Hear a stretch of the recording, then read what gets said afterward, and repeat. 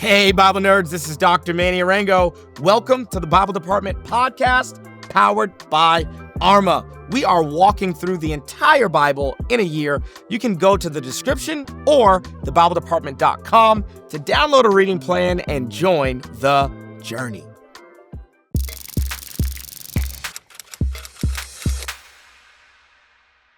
Family, welcome to day 285. We are looking at Psalms 99, 100, and 101 today. For the past couple of days, we've been in this mini collection of Yahweh reigns Psalms. Psalms that are really focused on the kingship of Yahweh, on the throne of Yahweh, on the reigning and ruling of Yahweh. The connection or the context really has been David's recentering of the presence of God in Jerusalem, the rebuilding or the reestablishing of the tabernacle, and bringing the Ark of the Covenant back where it belongs. So today we are actually going to end this kind of mini series about the Psalms that are all focused on Yahweh's reign. All right, we're going to finish that section and we're going to look at these final three Psalms. Now, I'll give you a precursor, just kind of like a heads up. Psalm 101 is not technically a part of this little mini collection, right? Psalm 99 and Psalm 100 are. I think I told you a couple days ago, everything from Psalm 93 to Psalm 100 are a part of this little mini collection. However, Psalm 101 fits perfectly after this collection. And there's a small part of me that would love, I kind of want it to get grafted in. But anyway, I get why it's not. But I'll make a case for that in a little bit. All right. If you have not done the reading for the day, then stop the video, pause the audio, go get the reading done, and then come back. All right. If you have done the reading, then let's dive in. Like every day, I'm going to give you context clues to help you understand and orient yourself to what's being written or what's being read, rather. And then I'm going to give you some nerdy nuggets, some things that you wouldn't have been able to know just by reading it on your own. And then I'm going to end the episode with a timeless truth. I'm really excited about our timeless truth today. Let's dive into context, all right? The context is Yahweh's triumphal entry into Jerusalem to reign from his tent, from his tabernacle. These Psalms, Psalm 99 and 100, they make sense without context, right? You could read Psalm 93, 94, 95, 96, 97, 98, 99, and 100. And they'll make sense. Like, they're reasonable, they're logical.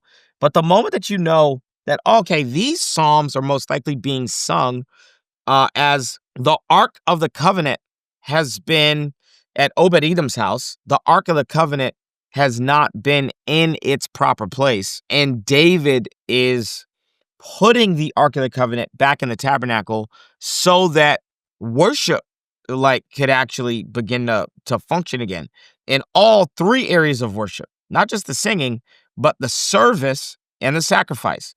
Okay, so that tabernacle worship can actually do what it needs to do. Okay, so that's the context. With no context, these Psalms are clear. Once you have context, they become even clearer. I want you to think about these Psalms as Yahweh's triumphal entry into Jerusalem. Remember, in the Gospels, Jesus is going to have a triumphal entry into Jerusalem. And once you realize, oh, wow, there was a triumphal entry into Jerusalem in the Old Testament as well, you can begin to make some connections between the Old and New Testaments or covenants. All right, let's dive into some nerdy nuggets, okay? Family, the wait is over. My brand new book, Crushing Chaos, is out now and available everywhere books are sold. Literally today, I walked into a Barnes & Noble and I signed a bunch of copies at a physical location. So you can grab this book at a physical Barnes & Noble, or you can go to a Books A Million or Amazon or anywhere books are sold and grab a copy. If you enjoy reading the Bible from an ancient perspective, if you understand that the beauty of Scripture is actually knowing it in context, then you'll love this book. And if there's any chaos in your personal life, I think that reading the Bible from an ancient perspective can actually help to crush the chaos in your life. I think this book is going to be a New York Times bestseller. I really do. I think we wrote a good one. I think you should get a copy today. All right, back to the episode. Psalm 99. Immediately, we kind of get that same theme that we've been getting in verse 1. The Lord reigns. Let the nations tremble. Okay, why do the nations need to tremble if the Lord reigns? Well, it's because he doesn't just reign as king over Israel. He reigns as supreme king over all the earth, okay? And if the nations have been in rebellion against God and have not been submitted to the lordship of God, then yes, they should be trembling with fear now that Yahweh reigns, okay? So the people definitely saw that putting Yahweh in his tabernacle didn't just have implications for how the people of Israel were to be affected by Yahweh, but how the nations are to be affected by Yahweh. Okay. So the Lord reigns.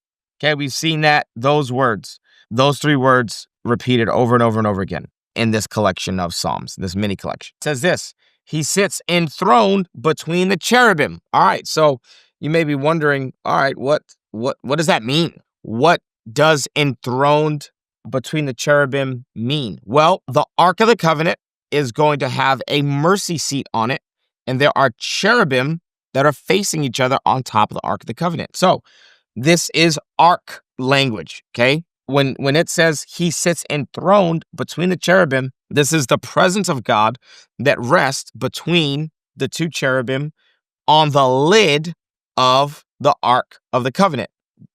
Essentially this gold box that we know as the Ark of the Covenant, okay? And so Yahweh sits enthroned between the cherubim. This is the biggest clue that we are definitely talking about the Ark being brought back into Jerusalem to rest in the tabernacle, okay? So this is called the mercy seat, okay? The mercy seat, the place where once a year the high priest goes with the blood of the lamb and sprinkles what? Sprinkles the mercy seat, okay, in the Holy of Holies and makes atonement for Israel. The mercy seat, okay? Yahweh sits enthroned on the mercy seat is another way to say between the cherubim. Because what's between the cherubim? The manifest presence of Yahweh on his mercy seat. In order for Yahweh to sit amongst us, it requires mercy, okay? His holiness wants to kill anything that is not holy. But God, in his mercy, instead of his wrath being poured out on us, his mercy begins to abate that wrath so that we can experience the manifest presence of Yahweh. It's actually an incredible thing. Let the earth shake. Great is the Lord in Zion. Remember, Zion is essentially Jerusalem, okay? Jerusalem. He is exalted over all the nations. Let them praise your great and awesome name. He is holy. All right. The king is mighty. He loves justice. You have established equity. In Jacob, you have done what is just and right. Exalt the Lord, our God, and worship at his footstool. So now things flip. A moment ago, the ark was the throne or the seat of Yahweh. And now it's the footstool of Yahweh, because Yahweh essentially declares the heaven is my throne and the earth is my footstool. So what we have is that in the tabernacle, we have two realms overlapping. I love to use Narnia as an example of an overlap between earth and Narnia. Well, the wardrobe is both. It's both Narnia and earth. And in the same way, the tabernacle and then later the temple is supposed to be like a Venn diagram where there's heaven on one side and earth on the other side. Everything that overlaps is heaven and earth. And the temple is supposed to connect heaven and earth. It's supposed to occupy, or both spaces, both heaven and earth, occupy the temple. I was going to say the temple occupied both spaces, but I guess that's also true. But that overlap is the temple, okay? That space where I'm in heaven, I'm also on earth is the temple. And so it is both the throne, but it's also the footstool. And then we get this cool little part. Moses and Aaron were among his priests. Samuel was among those who called on his name. They called on the Lord and he answered them. Okay, so what's going on? Why do we get Moses and Aaron and Samuel mentioned in this psalm? Well, I'll just kind of read it to you as I've got it in my notes. Well, the big idea before I read it, the big idea is that Moses and Aaron were a part of establishing the original tabernacle, right? When God first gave instructions that he wanted to dwell amongst his people and they should build him a tabernacle, aka a tent. Okay. And so David is saying that same authority that was on Moses and Aaron is the same authority that I'm walking in by reestablishing that tabernacle, by rebuilding that tabernacle, by reinstituting a tabernacle worship system. Okay. He's kind of saying, hey, I'm tipping my hat to Moses and Aaron and Samuel, because remember, Samuel is this hinge leader. Samuel, like Moses, occupies three distinct spaces. He's a prophet, he's a priest, and he's a king figure. Okay. And so Samuel, when the tabernacle is destroyed, he, as a person, acts as a mobile tabernacle. They can perform sacrifices any place Samuel goes, as long as Samuel's presiding over the sacrifice. All right, let me kind of read it to you the way I've got it here. David restoring the tabernacle and bringing the ark to Jerusalem connects him to a lineage of people that have prioritized these same elements, the tabernacle and the ark. Moses and Aaron, especially Moses, were crucial in the setting up of the original tabernacle and placing the ark within it, so establishing Yahweh as king in the center of Israel. Samuel is mentioned alongside them as a Moses figure. He, like Moses, was a prophet, priest, and king figure. He therefore had the same authority and permission to establish a tabernacle and place the ark inside. He did it at a place called Shiloh. He had anointed David to rule like Saul before him, but Saul failed in this task. So David rebuilding the tabernacle and placing the ark inside of it is sanctioned by Yahweh in the same way as the original. Okay, so the authority of his chosen priests set up the original. Okay, the authority of Yahweh's chosen priests set up the original tabernacle. And now the authority of his new chosen priest, aka David, will set up the new tabernacle through his chosen priest, David. All right, so this psalm highlights Moses, Aaron, and Samuel and Yahweh's relationship, and that David is continuing in that legacy. Okay, that's really, really, really, really important. There's a nerdy little detail, but it gives us a clue about the context of what's going on. All right, Psalm 100. I spent so much time giving you nerdy nuggets for Psalm 99. All right, Psalm 100. Since Yahweh is now back in his tabernacle, seated on his throne, exalted as king over his people, they are encouraged and invited to enter his gates with thanksgiving and enter his courts with praise. That's Psalm 100, verse 4. Enter his gates with thanksgiving and his courts with praise. Give thanks to him and praise his name. Yeah, actually, one of my earliest memories as a kid, maybe 5, 6 years old, is I went to a church that said that every single Sunday. Let us enter into his gates with thanksgiving and enter into his courts with praise. And so one of these days, maybe when we're done with our year-long trek to the Bible, I'll kind of do a lesson here on the podcast of how I pray, because part of the way that I learned to pray a couple years ago was walking through the tabernacle. And so when we think about enter into his gates with thanksgiving, when Jesus taught us the Lord's Prayer, it starts out with hallowed be thy name. It starts out with thanksgiving and praise. And man, I could get into a timeless truth here, but I won't. But I'll give you like a mini timeless truth that a lot of times gratitude, thanksgiving, and praise, if you start your prayers with thanksgiving and praise, you'll find out that the things you were gonna ask God for, by the time you're done thanking him and praising him, you begin to realize, I don't even need the thing that I thought I needed. Thanksgiving and praise should always front load your prayer. We don't want to thank God after we've asked him for stuff. I guess the formula that I've always given people is praise should precede petition. Praise should precede petition.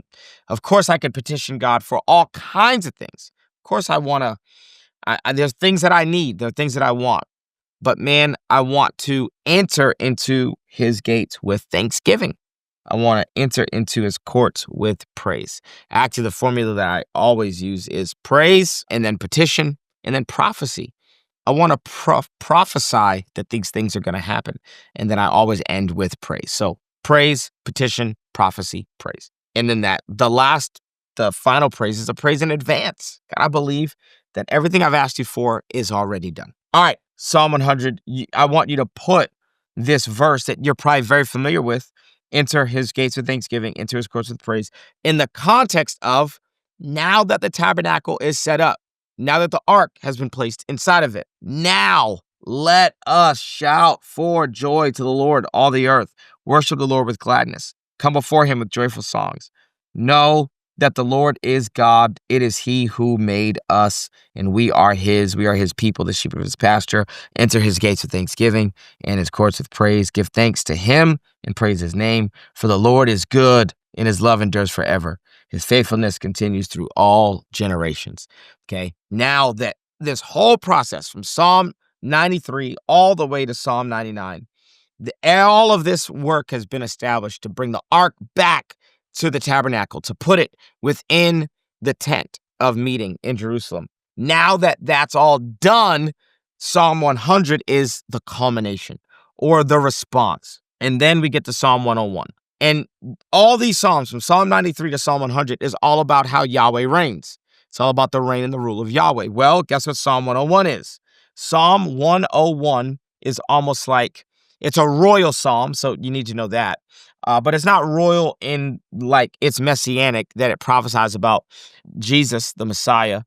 It's royal in that this is a psalm of David that functions like a royal oath of office. This is what the king of Israel would swear to do in his role as king.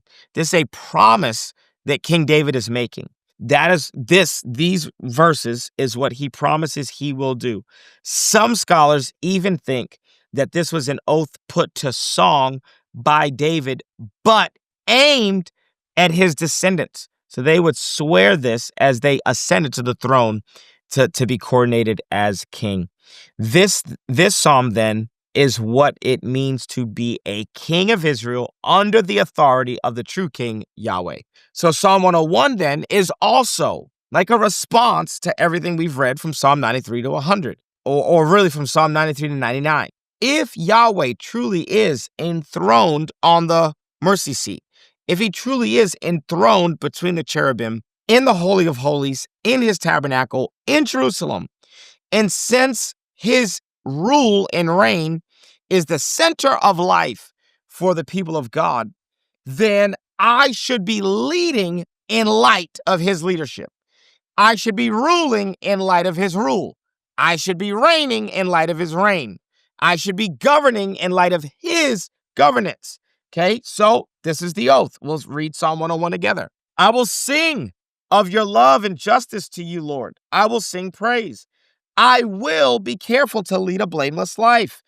When will you come to me? I will conduct the affairs of my house with a blameless heart. I will not look with approval on anything that is vile. I hate what faithless people do. I will have no part in it. And that's not just faithless like I don't believe. That's faithless like unfaithful would be probably a better word there. The perverse of heart shall be far from me. I will have nothing to do with what is evil. Whoever slanders their neighbor in secret, I will put to silence. Whoever has haughty eyes and a proud heart, I will not tolerate. My eyes will be on the faithful of the land. They may dwell with me. The one whose walk is blameless will minister to me. No one who practices deceit will dwell in my house. No one who speaks falsely will stand in my presence. Every morning I will put to silence all the wicked in the land. I will cut off every evildoer from the city of the Lord. All right, that right there is David's oath of office. That's his promise. Yahweh, since you reign, since we have enthroned you in your tabernacle, aka your palace, where you govern, I now must govern in light of that. And these are the things I'm oathing, I don't even know if that's a word, promising, oathing to you, declaring what I'm going to do. And this moves effortlessly into our timeless truth because this is actually just a good blueprint for leaders everywhere. No one should be leading as if God is not the leader. I can only shepherd the people that God's asked me to pastor in light of how he shepherds. Like, I can't be a shepherd with different character or different values than the chief shepherd. I'm shepherding in light of the shepherd. And I've experienced this even when I was a youth pastor. I wouldn't give people advice that I didn't think my senior pastor would give them. Okay, my job is to lead in light of how my leader leads. And for David, he's saying, well, there's no one above me in the org chart but Yahweh himself. And so since Yahweh leads a certain way, I'm going to lead that way. And I think it's good for all of us to practice that same principle. I want to lead like God leads. I want to lead like Jesus. And let's even look at this, okay? I will sing of your love and justice. To you, Lord, I will sing praise. Guess what I know as a senior pastor? Doesn't matter who I eventually recruit or hire to be a worship leader. I'm the worship leader because I'm the pastor of the church. And I don't have to sing to be a worship leader. I just have to be a leader who worships. Okay, next, I'll be careful to lead a blameless life. When will you come to me? Like, hey, I'm gonna live a pure life, clean hands, pure heart. I will conduct the affairs of my house with a blameless heart. What good am I to lead God's people if I can't lead my own home well? I will not look with approval on anything that is vile. Whoo, that's good, man. That's self-explanatory. I hate what unfaithful people do. I will have no part in it. If you read through Psalm 101, you begin to realize this isn't just a good oath of office for David. This is a good oath of office for every leader. It's a good oath of office for anyone who's in leadership. And the bigger timeless truth here is that in the same way that David needs to lead in light of how God leads, you need to lead in light of how God leads. I need to lead in light of how God leads. And I don't want to lead in such a way that I'm actually leading people away from the one who I'm supposed to be leading them towards, which is the King of Kings and the Lord of Lords. He's king, and he's king of this king. I'm not a literal king, but I'm a leader. And he's the leader of leaders. And we lead in light of his leadership style. And that's not just true for David. That's true for you. That's true for me. That's timelessly true. I don't get to lead in his name, but not lead the way that he's asked me to lead. I follow his example as I lead his people. We got a lot of leaders who somewhere along the way forgot to follow. And I'm not able to lead until I am able to follow. It's my ability to follow God's lead well that actually enables me to lead others well. And that is the blueprint that David has outlined here in Psalm 101. And I think it's a good blueprint for you and I. Tomorrow, we've got day 286. We're going to be looking at Psalms 102 and 103. I can't wait. I'll be right here. Same time, same place. We're going to be looking at 2 more Psalms tomorrow. If you're on a streak, I'm so proud of you. I love you guys so much. 285 days down. And I don't know, what's that? 80 days to go or something like that? Something. My math isn't good. I didn't get a doctorate in math. I got it in Bible. I love you guys. See you tomorrow. Peace. Thanks so much for joining us on the Bible Department podcast. If this episode was helpful, how about you leave a comment, share with a friend, and subscribe so that you never miss an episode. To learn more about the show, head to thebibledepartment.com. We'll see you right back here tomorrow.